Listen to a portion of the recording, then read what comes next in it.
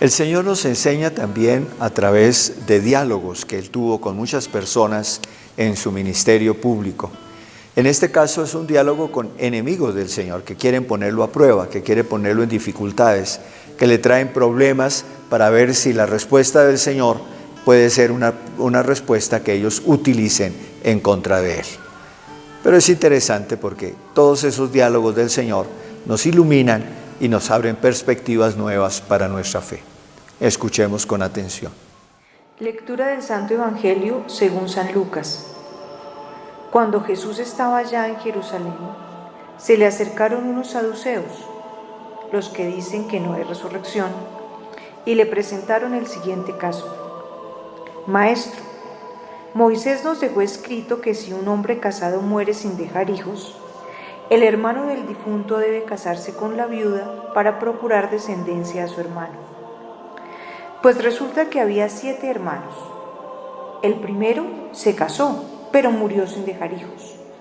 Entonces el segundo y luego el tercero se casaron con la viuda, y así sucesivamente todos los 7, pero murieron sin dejar hijos. Finalmente se murió también la mujer. Esa mujer, suponiendo que haya resurrección, ¿de cuál de ellos será esposa? Pues los 7 estuvieron casados con ella. Jesús les respondió: en este mundo se casan hombres y mujeres, pero aquellos a quienes Dios concede la gracia de llegar a la vida futura y a la resurrección, no se casan. Pero es que tampoco pueden ya morir, porque son iguales a los ángeles e hijos de Dios, gracias a la resurrección. Ahora bien, que los muertos resuciten, ya lo indicó Moisés en el pasaje de la zarza, cuando llama al Señor el Dios de Abraham, el Dios de Isaac, el Dios de Jacob. Él no es un Dios de muertos, sino de vivos, porque para Dios todos ellos están vivos. Palabra del Señor. Los saduceos, ya hemos oído en estos días hablar de los fariseos. Los saduceos era otra secta de judíos en el tiempo del Señor. Ellos eran más bien de las castas sacerdotales, eran más bien la clase alta entre los judíos, y eran una clase alta que se jactaban un poco de ser más ilustrados, de poseer la sabiduría en un cierto sentido.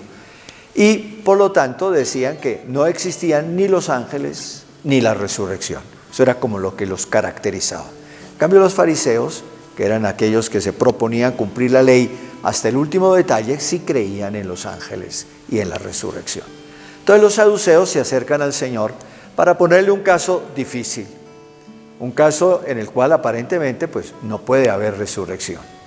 ¿Por qué? Porque se trata de una mujer que tuvo un esposo, que murió el esposo, y según la ley judía, cuando el esposo de una mujer moría sin haberle dejado hijos, ella debía casarse con el hermano, y en el caso que le presentan al Señor, entonces son 7 hermanos los que se casan con ella, uno detrás de otro, sin dejar descendencia.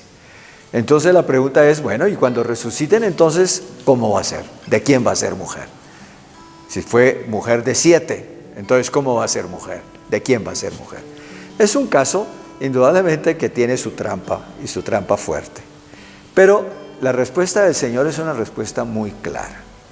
En la resurrección de los muertos no se trata de volver a las condiciones de vida que teníamos acá. En la resurrección no se casan, dice el Señor. Es decir, no volvemos a las condiciones en las cuales nos encontramos mientras caminamos en este mundo. No. La vida de la resurrección va a ser una vida totalmente transfigurada, en donde el auténtico amor, la unión profunda con Dios y la unión profunda con los demás, no incluye el matrimonio. El matrimonio, a pesar de ser una expresión maravillosa del amor, sin embargo, es transitorio, es una realidad que está circunscrita a este tiempo en que vivimos acá, en este mundo. En cambio, el mundo futuro, es decir, el mundo de la plena unión con Dios y con los demás, ya el matrimonio cae, porque no se trata de garantizar el amor exclusivo de un hombre y una mujer, sino que se trata fundamentalmente en la unión profunda con Dios de amar a todos los seres humanos y de amarlos con plenitud de corazón. Por eso la respuesta del Señor es muy hermosa. Dios no es un Dios de muertos, sino un Dios de vivos. El Dios en el cual nosotros creemos, el Dios que nos ha creado, el Dios que nos ha amado hasta el extremo de darnos a su Hijo Jesucristo para que pudiéramos unidos a Él ser sus hijos.